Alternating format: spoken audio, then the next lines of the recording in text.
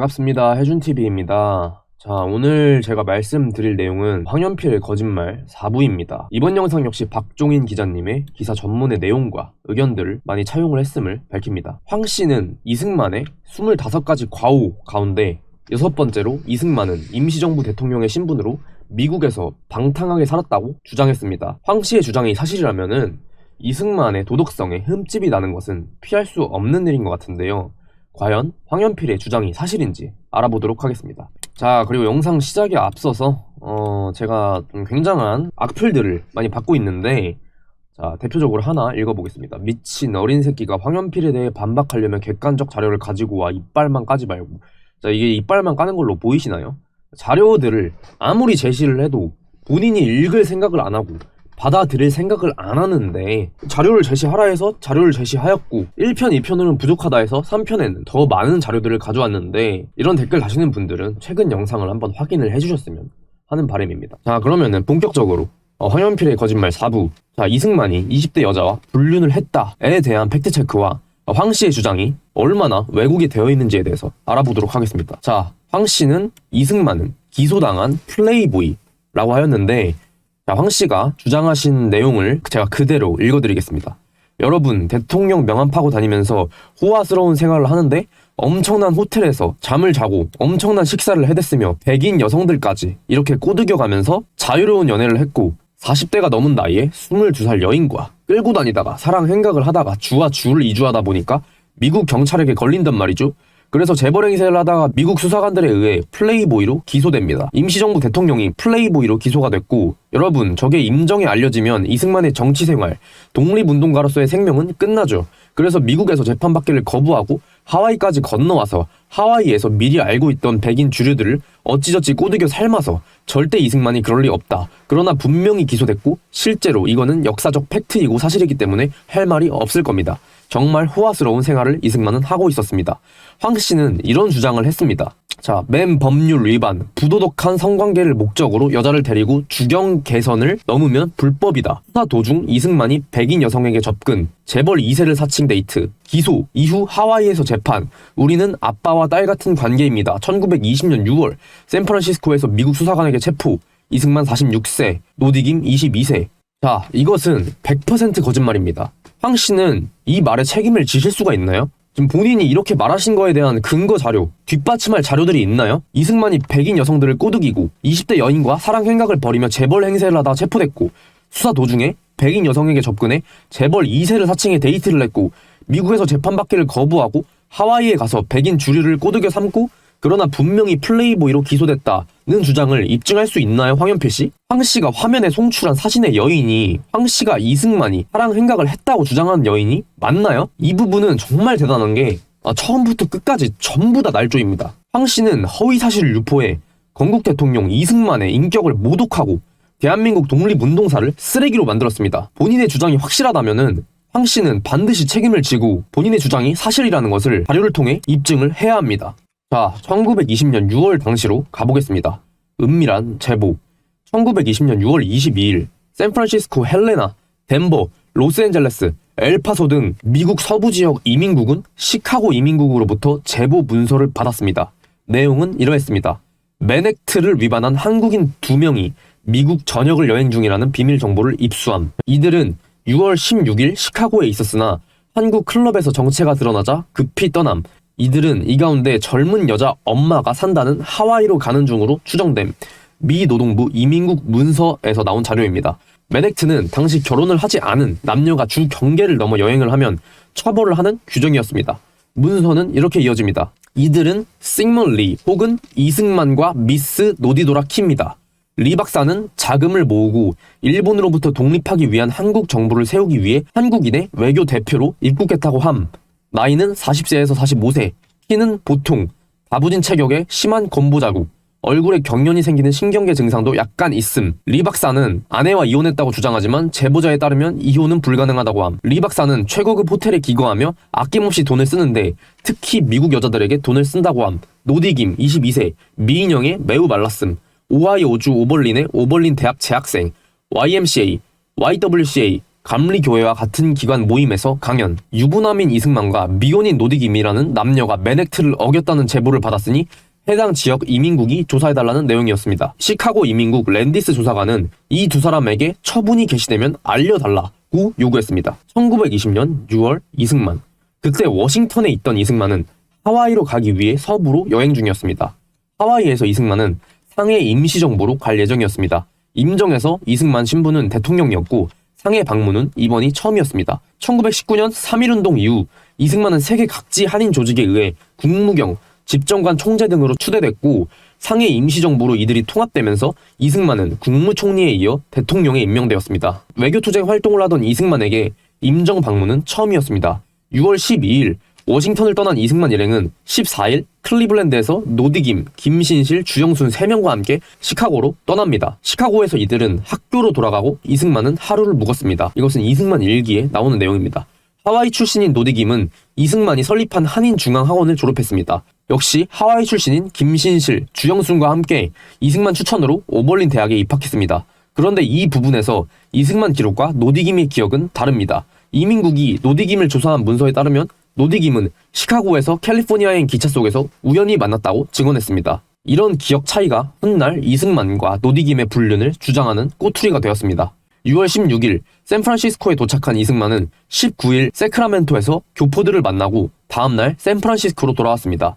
다음날 저녁 한인교회 모임에 참석한 뒤 이승만은 22일 여객선 마노아호를 타고 하와이로 떠났습니다. 배는 6월 29일 호놀룰루에 도착했습니다. 그리고 이승만은 상해 임정과 전보를 주고받으며 상해로 갈 계획을 짭니다. 샌프란시스코나 로스앤젤레스에서 상해행 배를 타면 일본 항구에 기항하기 때문에 위험했던 것이죠. 5개월 뒤인 11월 16일 이승만은 비서 임병직과 함께 네덜란드 국적 화물선 웨스트 히카호의 밀항에 상해로 떠났습니다. 배편은 이승만 동지인 보드윅이 알선해줬다고 합니다. 이승만과 비서 임병직은 열려있는 지하 철문 속에 들어가 출발했습니다. 그리고 2달 만에 조사가 개시되게 되는데요. 그 사이에 시카고 이민국의 이승만이 맨액트를 위반하고 젊은 여자와 여행했다는 제보가 들어간 것입니다. 첫 제보가 있고 약 2달 뒤 시카고 이민국에 또 다른 제보가 들어갔습니다. 8월 2일 시카고 이민국이 샌프란시스코 이민국에 전문을 보냈습니다. 두 사람이 하와이 도착함, 샌프란시스코에 사는 LS 강이라는 사람이 정황을 다 알고 있다고 함, 미스 거더펠이 강에게 조사원을 보냈음, 거더펠은 본인 신분을 최대한 숨겨달라고 함. 이것은 미국 노동부 이민국 문서에 나오는 내용입니다. 이 문서에 처음 등장하는 거더펠이라는 여자는 이승만과 노디김이 하와이에 도착했고 이들에 대한 정보를 제공하겠다는 강이라는 사람도 이민국에 소개해줬습니다. 이민국은 두 사람의 행방을 그때까지 모르고 있었습니다. 일주일 뒤인 8월 9일 샌프란시스코 이민국이 이 강이라는 사람을 방문했지만 외출 중이라 만나지 못했습니다. 바로 이날 샌프란시스코 이민국은 하와이 이민국에 공문을 보내 조사를 요청하게 됩니다. 내용은 처음 6월 22일 시카고 이민국이 보낸 문서와 동일한데 두 군데가 다릅니다. 먼저 리 박사는 최고급 호텔에 기거하며 아낌없이 돈을 쓰는데 특히 미국 여자들에게 돈을 쓴다고 함이라는 내용이 사라졌습니다. 샌프란시스코 이민국 자체 조사 과정에서 이 내용을 삭제해버린 것이죠. 제보가 사실이면 미국 본토 입국을 불허하고 국외 추방 절차를 개시할 수 있다는 이민국장에 관한 이인 문장이 끝에 삽입되어 있다고 합니다. 조사받는 젊은 여자 노디김. 하와이 이민국은 이 문서를 토대로 8월 25일 노디김을 조사합니다. 조사관 헬씨는 노디김에게 위 문장이 없는 문서를 보여주며 조사를 시작했습니다. 진술에 따르면 노디김은 YMCA 강연을 마치고 하와이로 가기 위해 시카고에서 열차를 탔는데 기차에서 이승만을 만났다. 시카고에서 세크라멘토까지 이승만과 같은 열차 다른 객차에 탑승했다. 이 박사 칸 위층에는 이 박사, 아래 칸에는 고데트라는 중년 여성이 탔다. 노디김은 제보가 거짓임을 입증하기 위해 이 고데트라는 여자 주소를 제시했다고 합니다. 이승만이 법률적인 공식 보호자는 아니지만 실질적으로 아버지 같은 존재라고 진술을 했다고 합니다. 노디김은 오벌린대에서 강연할 때 나를 해치우려고 무던 애쓰던 일본인들이 제보한 게 틀림없다고 주장했습니다. 노디김의 진술에 나오는 get rid of는 죽이거나 없애는 게 아니라 처리해버린다는 뜻입니다. 노디김은 캘리포니아 윌로우스에서 내려 남동생을 만난 뒤 벤투라호를 타고 하와이로 왔습니다. 하와이에는 엄마가 살고 있었다고 하죠. 자, 그래서 이 노디김을 불러서 조사를 했는데 어떻게 되었냐? 헬시 조사관의 결론, 무혐의, 종결. 조사를 끝낸 헬시 조사관은 이틀 뒤인 8월 27일 샌프란시스코 이민국장에게 진술서를 첨부한 보고서를 보냈습니다. 두 번째 문장은 이렇습니다. 두 사람과 관련해 귀측이 전달해준 시카고 이민국 제보에는 정보의 출처나 신빙성을 판단할 수 있는 아무런 근거 및 문건 자료가 동봉되어 있지 않다. 다음은 헬시 조사관이 보낸 문서 발췌본입니다. 이 박사도 우리 사무실에 방문해 김양과 비슷한 내용으로 진술했다. 귀측이 보낸 편지에는 이승만 아내가 한국 정신병 수용시설에 갇혀있다고 했다. 이 제보의 구체적인 출처를 알려달라.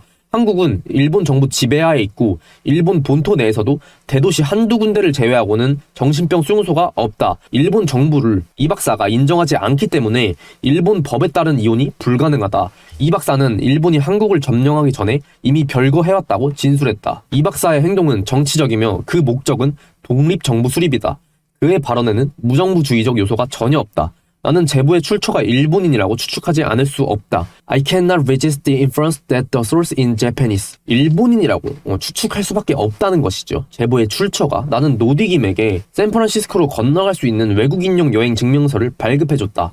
이 박사는 정치적 위험을 고려해 본토로 갈지, 유럽으로 갈지, 아시아로 갈지 행선지는 귀측에 밝히지 않겠다.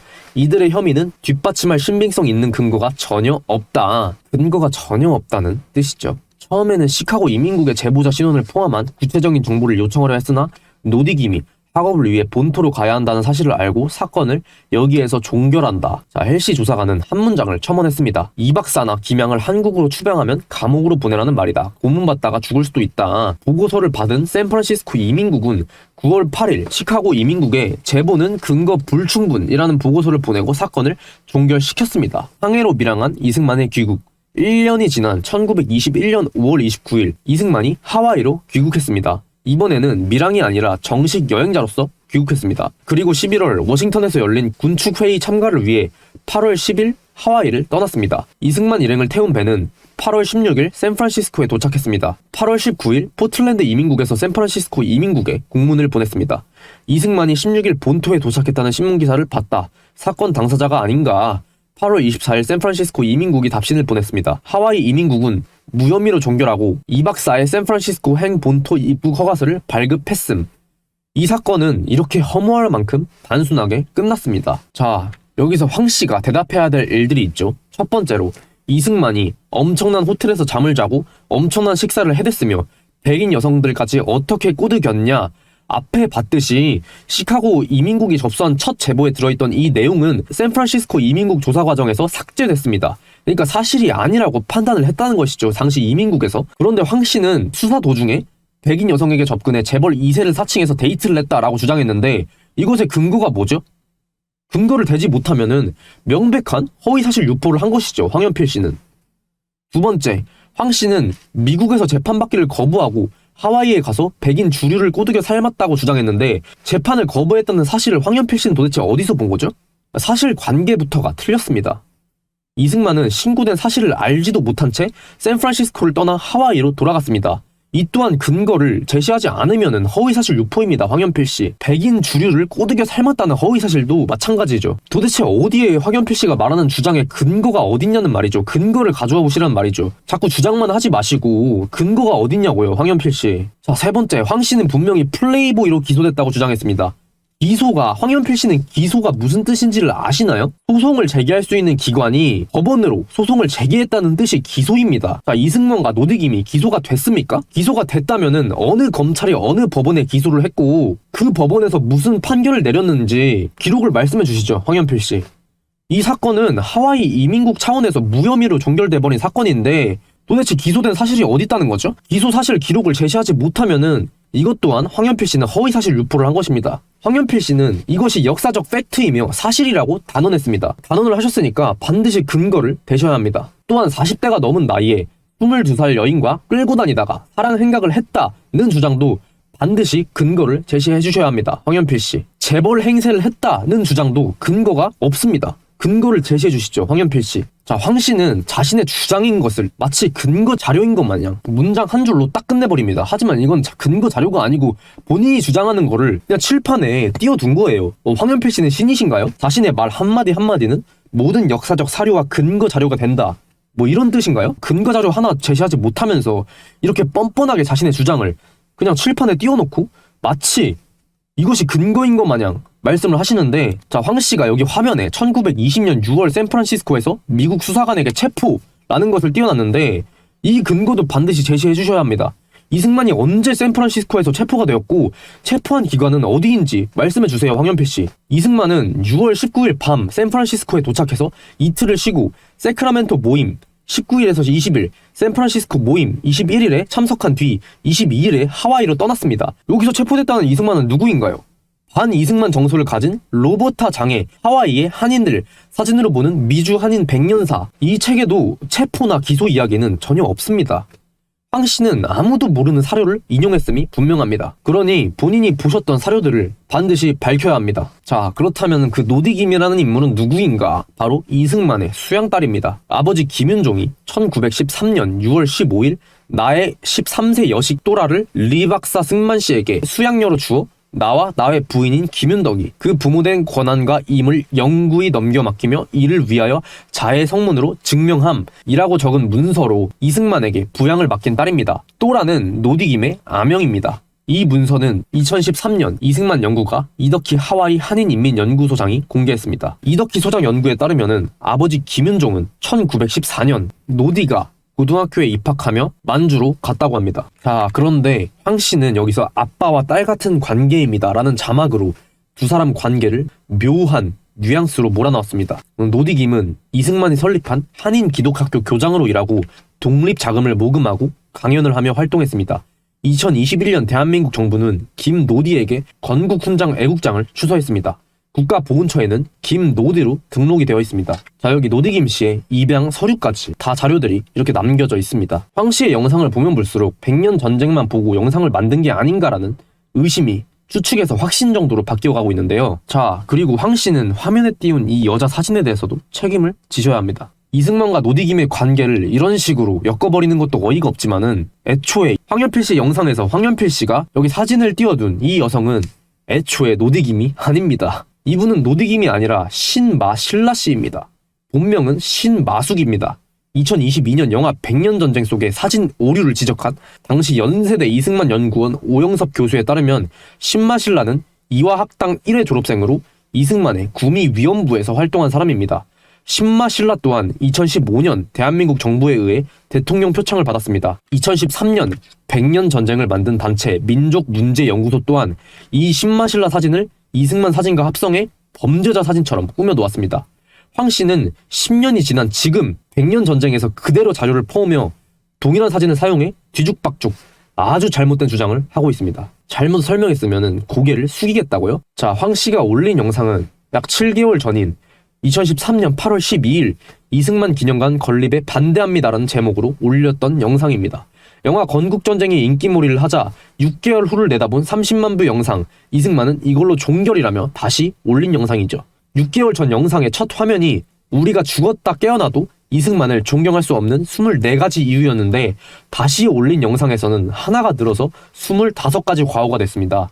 그만큼 연구 성과가 있었다는 뜻으로 읽히고 본인이 연구한 결론에 오류가 없다고 생각하기 때문에 토시 하나 바꾸지 않고 그대로 올렸다고 생각합니다. 그렇다면은 더욱더 황현필 씨는 본인이 하신 말씀에 본인이 했던 발언의 책임을 져야 되는 것이죠. 이 영상에서 황 씨가 말했습니다. 만약 제가 나열한 내용 중 학문적으로 뭔가 문제가 되는 부분이 있다라고 생각하고 이승만을 존경하고 지지하는 분들께서 이의를 제기해 주시고 제가 만약에 잘못 설명한 것이 있다라고 한다면 반성하고 그 부분만큼은 분명히 고개를 숙이겠습니다. 하나하나 반박하시길 바랍니다. 이 정도 왜곡과 이 정도 허위사실 유포를 해놓고 이 정도 선동을 해놓고 고개만 숙이면 된다고요? 참 편하시겠습니다, 황현필 씨. 어떠한 허위사실을 유포해서 대중들을 이만큼 선동해놓고 본인의 말이 얼마나 무거운 영향력을 끼치는지 본인의 말 한마디 한마디가 본인의 주장 하나하나가 본인의 그 근거 하나도 없는 말도 안 되는 주장들이 얼마나 많은 파급력을 일으키는지 아는 사람이 잘못 설명한 게 있으면은 그 부분만큼은 고개를 숙이겠다고? 참 그렇게 편하셔서 좋겠어요. 당신 같은 사람의 선동 세뇌 교육 때문에 누군가는 제대로 된 역사를 배우지 못할 수도 있는데 진짜 화가 너무 나서 좀 감정이 좀 울컥했습니다. 진짜 어떤 책임을 지는 것도 아니고 허위사실 유포를 하고 잘못 말한 다음에 한다는 말이 잘못 설명했으면 고개를 숙이겠다고요? 네, 죄송합니다. 좀 감정이 격해져서 저도 좀 흥분을 한 것 같습니다. 오늘 영상은 여기서 마무리하겠습니다. 감사합니다. 해준TV였습니다. 영상 유익하셨다면 구독과 좋아요, 알림 설정 한 번씩 부탁드립니다. 감사합니다.